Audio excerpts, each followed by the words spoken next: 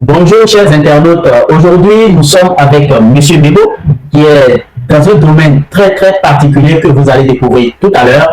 Il est avec nous dans notre émission Portrait d'influence. Restez très scotché juste après le jingle pour le découvrir.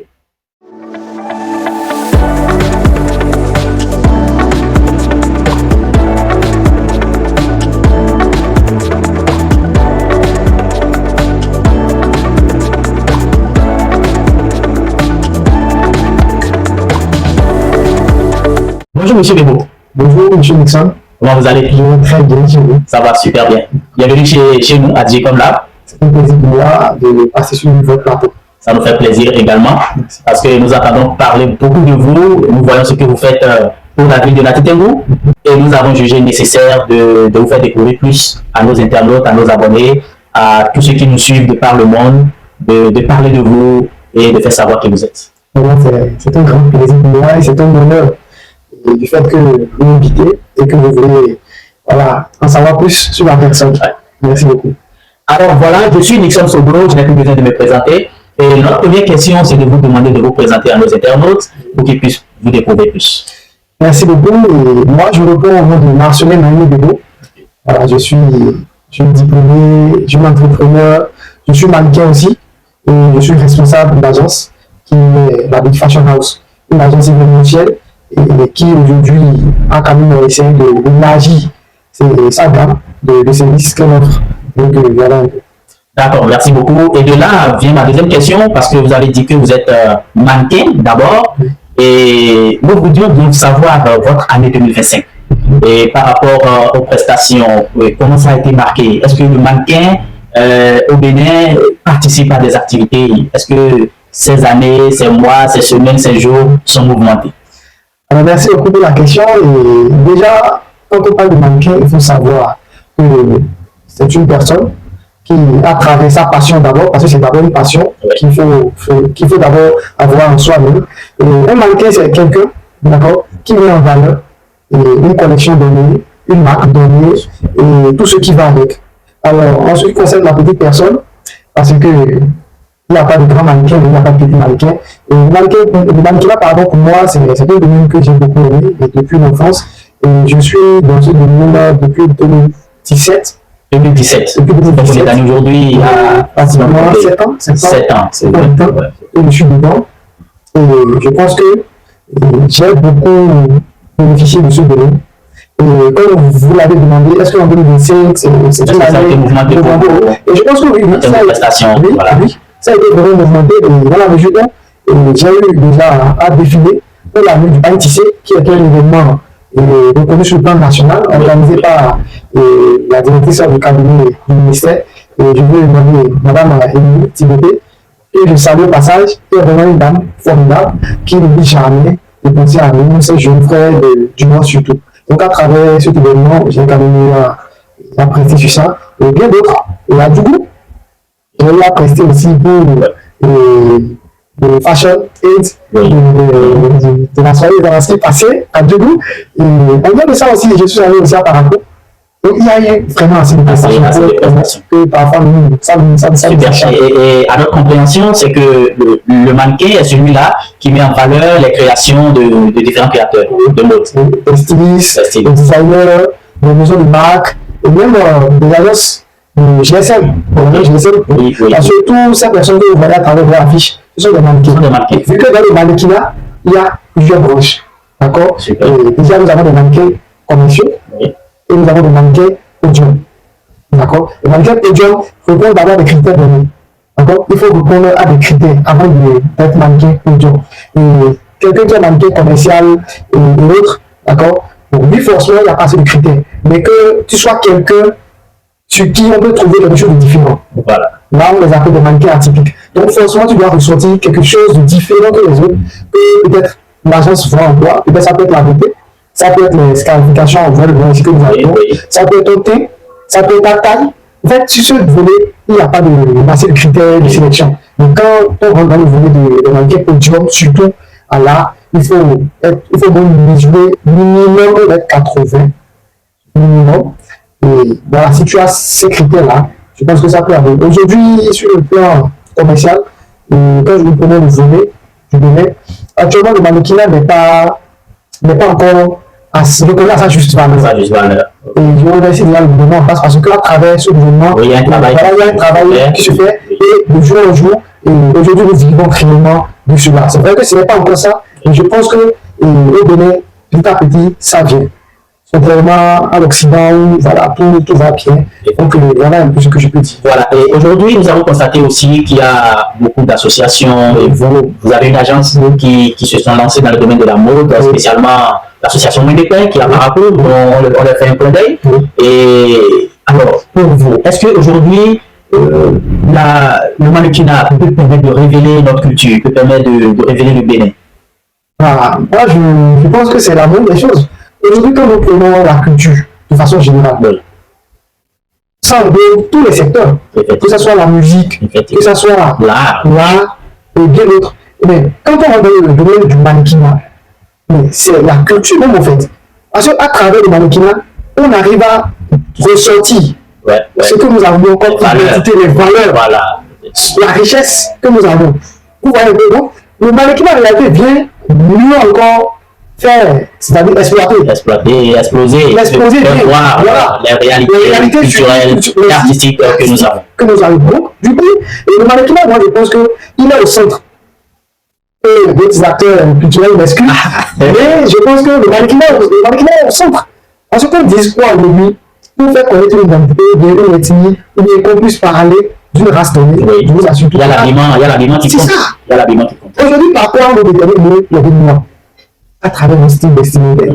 Quand on vient vers le Nord, de façon générale, de septentrion, c'est le taco, le pain tissé. C'est ça qui fait notre identité. Oui, j'en revenais par rapport au pain tissé parce que vous avez dit tout à l'heure avoir participé à la nuit du pain tissé. Et je crois que c'est une identité qu'on pourra faire éclore au monde entier vers montrer cette valeur du pain tissé. Même si ce n'est pas le Bénin seul qui en produit, il y a le Burkina Faso, il y a le Mali et le sort. Alors, comment vous pensez que le pain tissé peut être valorisé au Bénin à travers le mannequinat, monsieur? Déjà, merci beaucoup pour la question. Et comme je le disais déjà, le pain tissé, d'abord naturellement, depuis la nuit des temps, existait déjà. Effectivement. Mais à cause de l'ignorance, et aussi nous pouvons parler un peu de sous-développement et la réticence de certains artisans, a fait que nous n'avons pas su valoriser cela. Mais aujourd'hui, nous pouvons le faire parce que quoi? Nous avons des acteurs, nous avions des autorités qui, à travers leur plan d'action et à travers leur leadership, essaient quand même de faire sortir sur le pays. Et comme vous l'avez dit, c'est valeur. Et comme vous l'avez dit, le Burkina aussi en fabrique. Mais quand on prend réellement le pain tissé sur le plan international, non seulement nous produisons du coton qui nous permet de fabriquer d'autres textiles. Nous sommes d'ailleurs l'un des meilleurs producteurs dans la région ouest. Vous voyez donc, en termes de qualité, le Bénin a toujours cette valeur-là. Et donc, je pense qu'à travers la mode et à travers aussi bien d'autres choses, nous pouvions la valoriser. Et je pense que nous, dans la main et à travers les stratégies que le gouvernement met en place, nous pouvons quand même faire valoir le pain tissé sur le plan international. Ce qui est d'ailleurs fait à travers le gouvernement qui a été organisé, où nous avons fait la promotion du pain tissé. Oui, la nuit du pain tissé. Voilà, et j'en reviens, et vous avez parlé tout à l'heure des conditions pour être mannequin, vous avez parlé de la taille. Donc les gens comme nous, là, les gens comme moi, on peut pas être mannequin alors. Je vois que vous avez une taille, vraiment, voilà. Bizarrement, tout le monde est mannequin. Tout le monde est mannequin. C'est juste comme je l'ai dit, lorsque vous voulez vous spécialiser dans ce domaine, il faut respecter un certain nombre de critères. Surtout si on veut aller à l'international. Voilà. Parce que c'est le marché qui impose effectivement.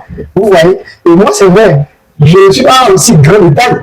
Mais si nous rentrons dans la logique, d'accord, des critères, moi, je ne suis pas mannequin podium normalement. Moi, je suis mannequin commercial. Je suis mannequin photo. Vous voyez. Le mannequin podium, qu'est-ce qui caractérise le mannequin podium? Le mannequin podium, comme je vous disais, c'est déjà avec ces critères, avoir minimum 1m80 et plus. Wow. Vous pouvez même avoir 2 mètres, ça va bien, minimum 1m80. Vous voyez. Et avoir un physique voilà, imposant. Et avec le travail, je pense que ça va aller. Et toujours ressortir quelque chose de différent que les autres. Ensuite, après ça, tu peux avoir 1m80, mais si tu ne suis pas une formation professionnelle, je ne pense pas que tu sois à la hauteur. C'est très important. Voilà un peu ce qui caractérise un peu je prends directement cette approche de formation parce qu'aujourd'hui, vous avez une agence de mannequinat où vous formez des jeunes, vous avez déjà une cohorte de mannequins que vous envoyez prester et tout. Je voudrais en savoir plus sur cette agence-là. Parlez-nous de votre agence. Et merci beaucoup de nous donner ce plaisir. Et déjà, la Big Fashion House est une agence de mannequinat, de mode. Déjà, à la base, c'est une agence de mannequinat. Donc, le nom, c'est Big Fashion House. Big Fashion House. Qui est une agence de mode où nous formons des mannequins. Et j'ai eu quand même le plaisir de former beaucoup de jeunes mannequins. Est-ce qu'on peut avoir un chiffre approximatif? Il y en a assez. Il y en a assez. Voilà. Mais quand même, je peux citer certains. Il y a Michel Bouni. Oui, qui est passé par moi aujourd'hui, qui est vraiment un bon et qui a aussi récemment ouvert son agence. Voilà, ce que je pense, il y a actuellement Raoul. Et il y a Raoul qui est là. Oui, en termes de nombre. Tous ceux qui ont pris par vous. Si vous pouvez chiffrer un peu. Une dizaine quand même.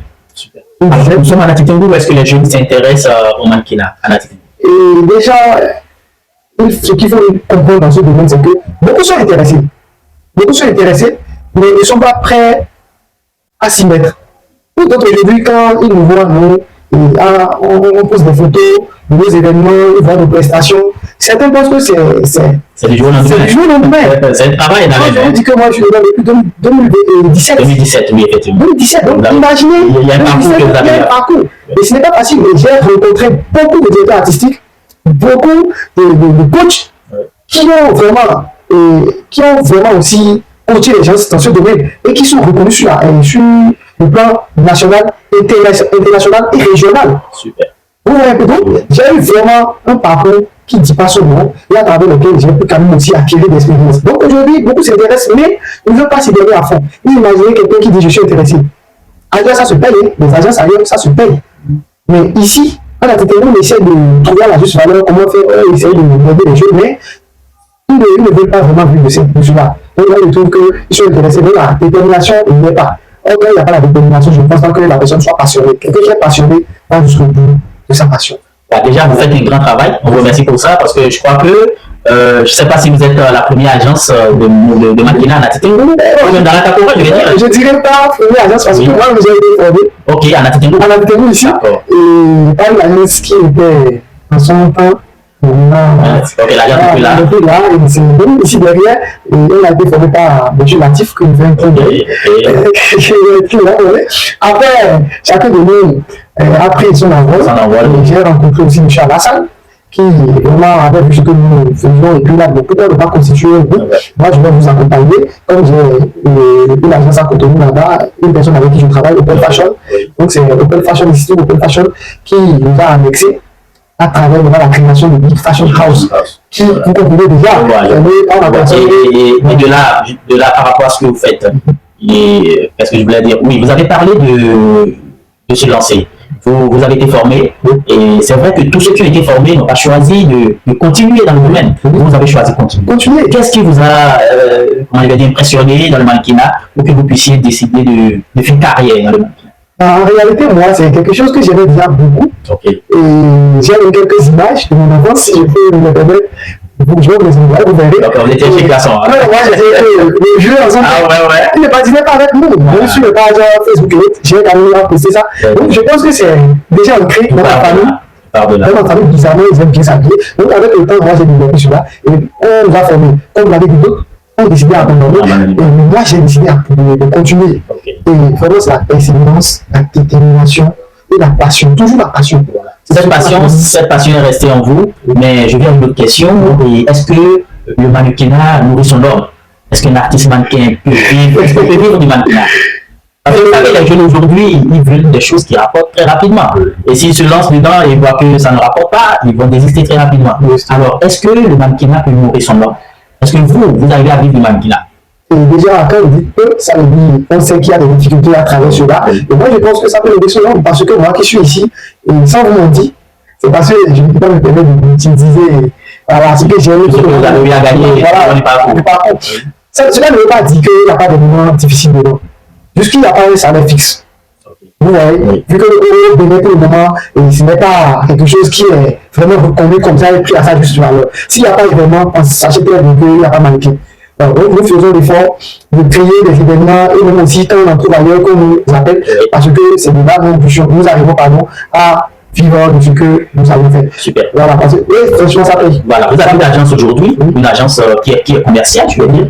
Alors, volet commercial, quels sont les services que vous rendez pour pouvoir faire fonctionner cette agence-là? Les services et produits, c'est pas trop. Qu'est-ce que vous offrez réellement? Alors, merci pour votre question. Et déjà, aujourd'hui, vu que la Big Fashion House élargit maintenant sa gamme de services et prestations de services, aujourd'hui, ce n'est plus seulement Big Fashion House, c'est Big Fashion House Events. Ok. Big Fashion House Events. Vous êtes aussi dans l'événementiel? Oui. Et parce que j'ai aussi suivi des formations quand j'étais encore à l'université, dans une agence événementielle où j'ai été hôtesse et garçon d'honneur. Donc, à travers cela, la formation dessus. Donc, je suis revenu. Pourquoi ne pas élargir ce volet? Parce qu'aujourd'hui, le mannequinat seul, c'est pas ça. Mais vu que être hôtesse, ça fait partie du mannequinat, être présentable. Être garçon d'honneur, c'est ton physique, ton charme, ton charisme. Même si la danse est bébé un peu dedans, je pense que tout va de soi. Aujourd'hui, c'est une fashion house. Et pourquoi? Parce que je me suis dit, il est important, non seulement de former dans le domaine de la mode, qui est le mannequinat, mais aussi amener ces personnes à découvrir d'autres horizons. À travers quoi? La formation dans le domaine des hôtesses et des autres, des garçons et filles d'honneur. Et nous sommes aussi dans la communication, parce que j'ai eu une licence en marketing et communication, option communication d'entreprise. Et voilà, j'ai inspiré. Et voilà, donc ça fait que nous sommes dans l'organisation aussi des mariages, que ce soit mariage, conférence, dot, le wedding planner. Voilà, exactement, c'est ça.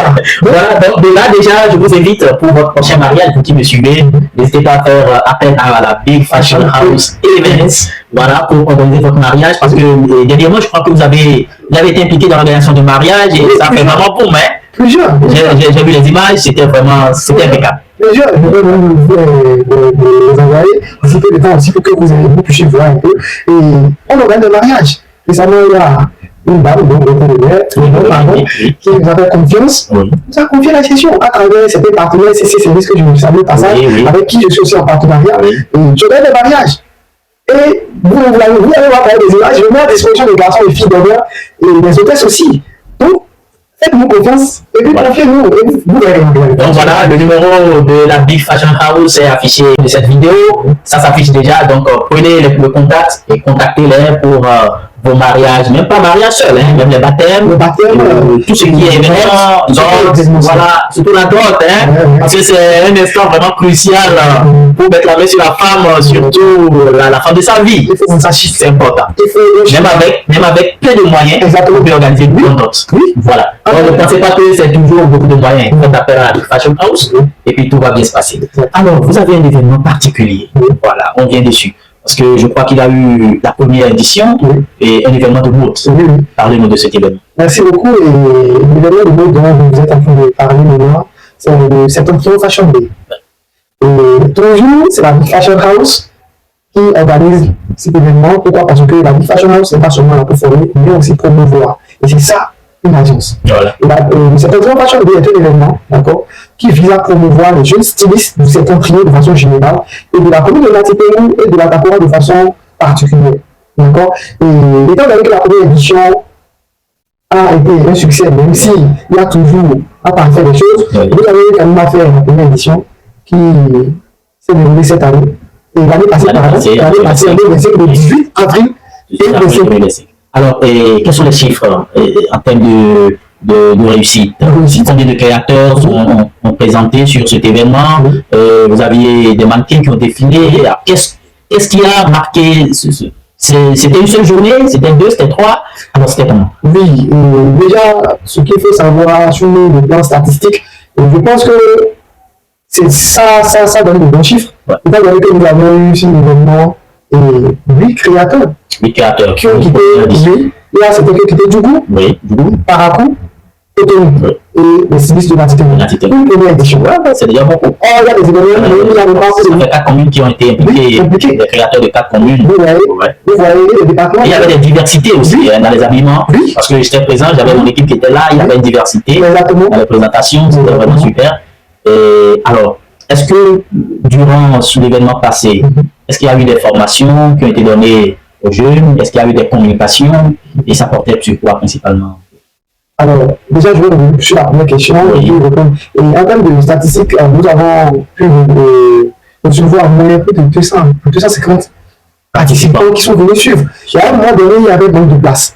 Donc, on ne savait plus comment gérer ça. Mais c'était une première édition, vous n'avez pas prévu avoir assez de monde. On était très bien. Voilà, on n'est pas encore très bien entendu. Donc, on a eu plus de 250 personnes qui sont venues suivre. Et déjà, moi, je salue la ville de Latitanie pour leur soutien. Et je pense que la deuxième édition encore non plus soutenue parce que c'est ce qui fait la fierté du commune, du département. En tant que jeune, on ne peut pas demander plus que ça. Ailleurs, les événements sont organisés chaque fois. Ici, il n'y en a pas. Pourquoi ne pas soutenir ce seul événement qui est de cette information B? Alors, en termes de formation et autres, oui, les mannequins, quant à eux, ont reçu des formations, encore dans le domaine.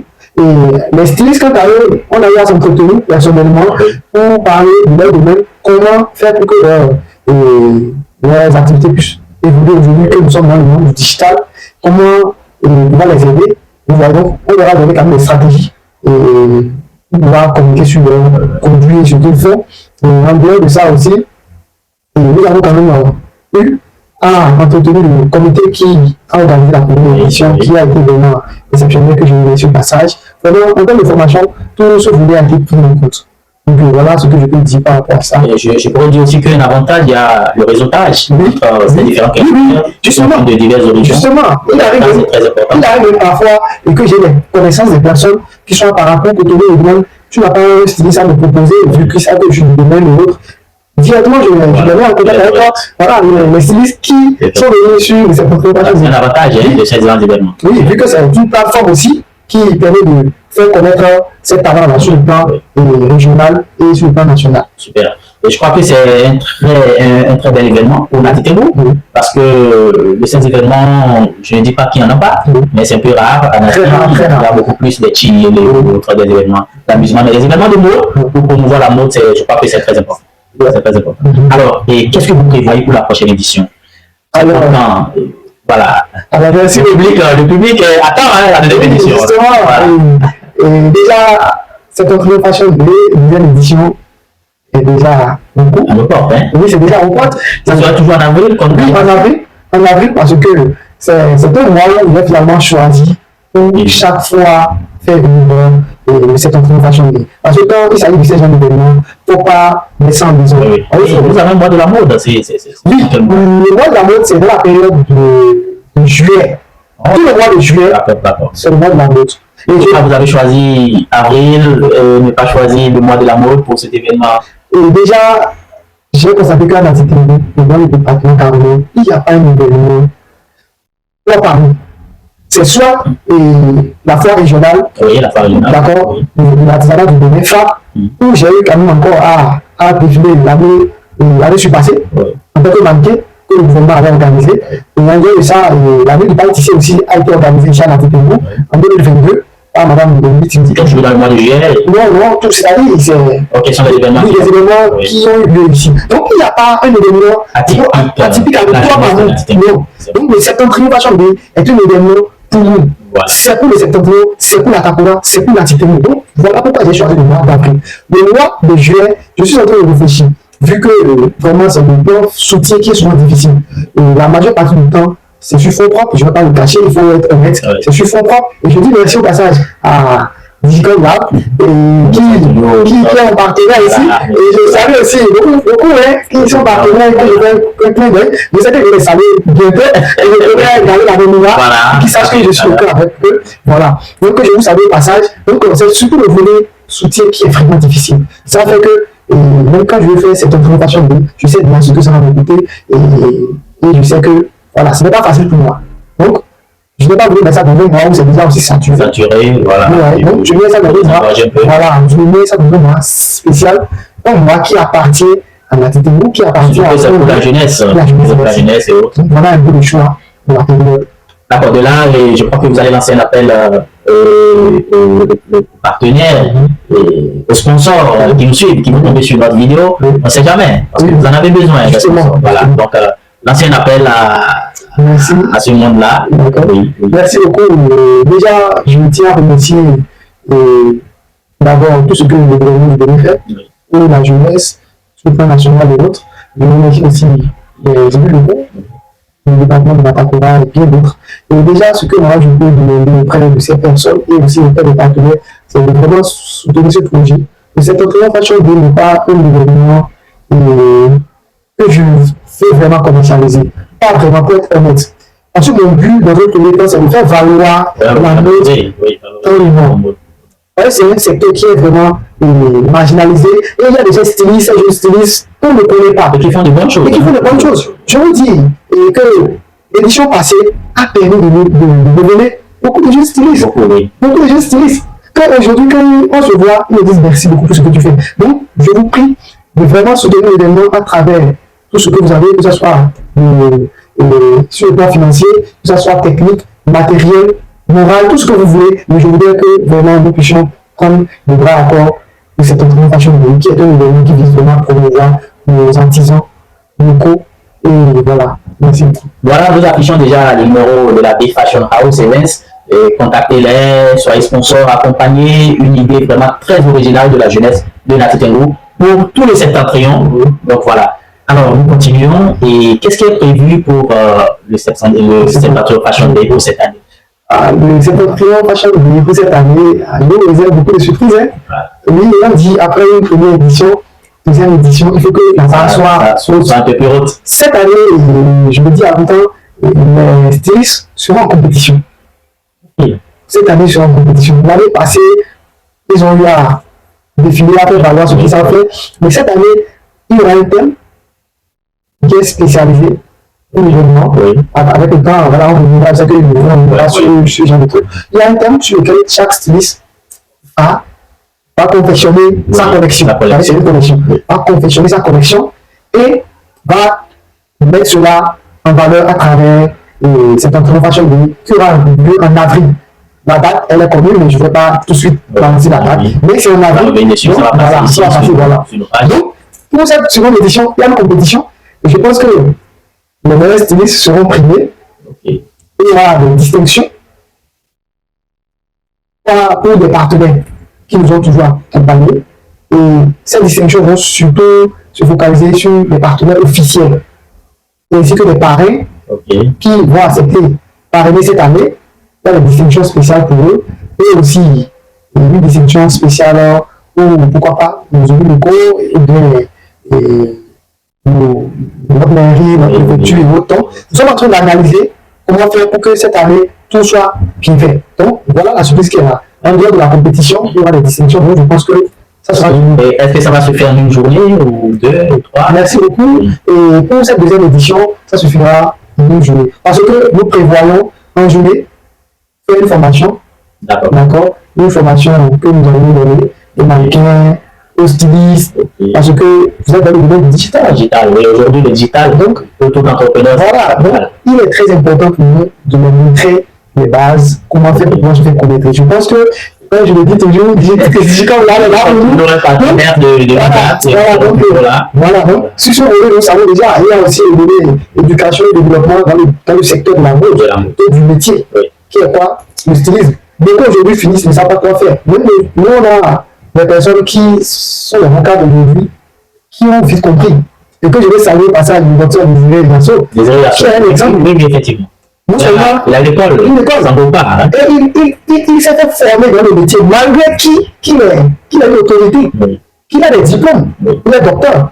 Mais ça n'a pas empêché d'apprendre le métier du stylisme et de la coiffure. Ce qui nous a valu. Il continue à faire valoir. Il y a une école, il forme les jeunes. Merci. Donc ça veut dire que, même étant diplômé et autres, vous devez apprendre un métier. Que ce soit dans le domaine de la mode, peu importe. Donc, nous allons aussi former cette personne dans ce métier de leadership aussi. D'accord. On va laisser le reste en parenthèse. Ça sera plus surprise. Le public surprise là. Alors, nous invitons toutes les autorités, tout le monde, que ce soit des entrepreneurs, que ce soit des futurs sponsors, à pouvoir accompagner cet événement qui est vraiment un événement atypique à la commune de Nati Tengu. À travers lequel on fera aussi la promotion. Parce que lorsque vous soutenez l'événement, vous positionnez. Effectivement. Donc, positionnez-vous très rapidement parce que les personnes sont limitées. Ça va vraiment prendre. Vous avez une journée d'événement Et il y aura un monde qui sera là, c'est tout un marché. C'est tout un marché. Parce que la première édition, vous avez dit que plus de 200 personnes. Et à cette édition, sûrement, ça ira plus de 500 participants. Et déjà, je crois que c'est le moment pour tous les entrepreneurs de se positionner. On a assez parlé du côté professionnel. Je vais revenir sur votre personne parce que les internautes nous suivent. Vous êtes un mannequin. Les mannequins, ce sont des gens vraiment très désirés par des femmes qui sont autour. Alors, est-ce que M. Bebo est marié ou bien c'est un peu à prendre? Voilà, les jeunes filles nous suivent. Hein? Elles sont aux amis, elles sont affluées. Les mannequins sont souvent très gros dehors, tout le monde leur voit mannequin dans sa chambre. En réalité, c'est pas faux. C'est vraiment vous êtes combattu de partout. Et facilement vous attirez, facilement vous attirez facilement. Et en tout cas, le conseil, là, personnellement, moi, je ne suis pas un peu apprendre. J'ai publié, vous l'avez dit, il n'est pas marié. Donc, son cœur est déjà occupé. Les jolies filles qui sont derrière leur téléphone, derrière les ordinateurs, en train d'avaler la salive, c'est pas un cas à prendre. Ce bébé n'est pas un cas à prendre. Il est déjà occupé. Voilà. Alors, vous avez abordé un domaine, un thème qui m'a beaucoup intéressé. Et les mannequins sont des gens vraiment beaucoup harcelés. Est-ce que ça vous est arrivé d'être harcelé en émotion par des grandes dames? Toujours fois, même en dehors des dames, excusez-moi le terme, c'est un truc que j'aime pas beaucoup, ou des hommes. Ah oui, c'est un domaine où franchement c'est pas facile. Mais là surtout, il y a des hommes qui nous écrivent, vous les intelligents, attends, non, ça veut dire que c'est pas que on est beau, non, nous ne sommes pas beaux, mais juste que le charisme, ce que vous dégagez, la prestance que vous avez, on fait que c'est attire facilement. Donc, il y a vraiment. Quel conseil vous pouvez donner aux jeunes qui sont dans le domaine aujourd'hui dans ce sens? Oui, c'est beaucoup de savoir réalité qu'est-ce qu'ils veulent donner. Parce que d'autres sont prêts à se donner parce qu'ils veulent aller très loin. Et je vais les inviter à vraiment faire très attention dans ce domaine. Et c'est vrai que quand vous rentrez, vous avez de la visibilité et faites surtout attention pour ne pas terminer votre image. C'est ça la moindre des choses. Donc, il y a des choses à éviter, à ne plus faire. Vous voyez, il y a des endroits les plus fréquentés pour préserver l'image. Parce que mannequin, c'est quelqu'un qu'on doit toujours désirer lorsqu'il est sur le podium. Or, si c'est un mannequin qu'on doit toujours, c'est toi qui es dans la voie de lui, toujours, il y a tel stick que tu as toujours. Non, attention, non, oui, plus de valeur. Beaucoup éviter des lieux, vous êtes trop exposé, qui ne va pas vous honorer. Évitez vraiment de vous faire des ennemis. Être content avec tout le monde, c'est important. Et même quand vous harcelez des hommes, des femmes vous harcèlent, ayez quand même cette courtoisie de votre dire, vous voyez, je ne suis pas si. Voilà. Donc, vous comprenez. Parce que c'est un domaine où on vit avec ces personnes. Et on ne peut les marginaliser jamais parce que c'est des hommes aussi comme nous. Et donc, jusque quand tu n'es pas dans la chose, dis-le ça carrément, et vous avez jusqu'à des dans le type de mannequin, vous avez une agence de mode. Est-ce que, parce que tout à l'heure, vous avez cité plusieurs choses, vous avez plusieurs cordes à votre arc. Vous avez un diplôme en communication, en marketing, vous avez fait l'événementiel, vous avez fait le mannequinat et tout. Et en dehors de tout ça, est-ce que Bebo fait autre chose dans la vie dont vous avez envie de partager avec nos internautes? On ne sait jamais, hein? Exactement. Merci beaucoup. Déjà, moi, je suis un jeune activiste. J'aime beaucoup m'impliquer dans les associations et de façon stratégique aussi.